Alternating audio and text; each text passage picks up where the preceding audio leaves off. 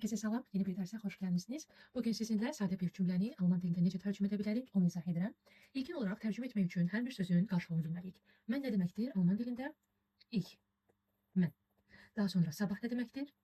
Morgen. Daha sonra bacım ilə Layla.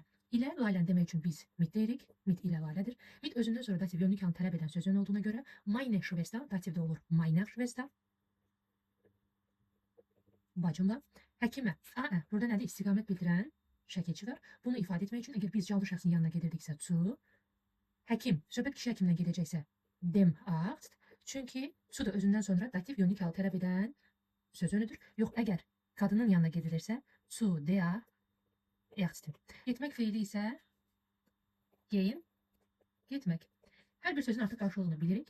Sıralamaq üçün birinci yerdə biz şəxs əvəzliyimizi, ikinci yerdə feili, üçüncü yerdə zamanı, dördüncü yerdə bacımla tərz hərəkət, beşinci yerdə isə artıq ən son lokal gəlir. İndi baxırıq. Ich gehe. Gehen feili ikinci yerdə gələrək birinci şəxsin təkinə görə təsvirlənir. Mən gedirəm. Morgen. Mit meiner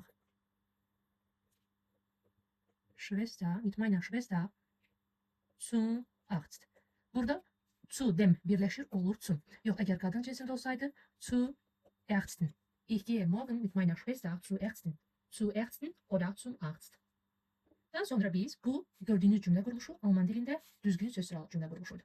Biz burada birinci zamanla da başlaya bilərik və deyə bilərik ki, morgen gehe ich mit meiner Schwester zum Arzt. Sabah mən bacımla həkimə gedirəm.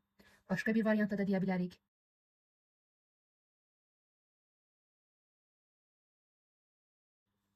Mit meiner Schwester gehe ich morgen zum Arzt. Bacımla mən sabah həkimə gedirəm. Başqa bir variant isə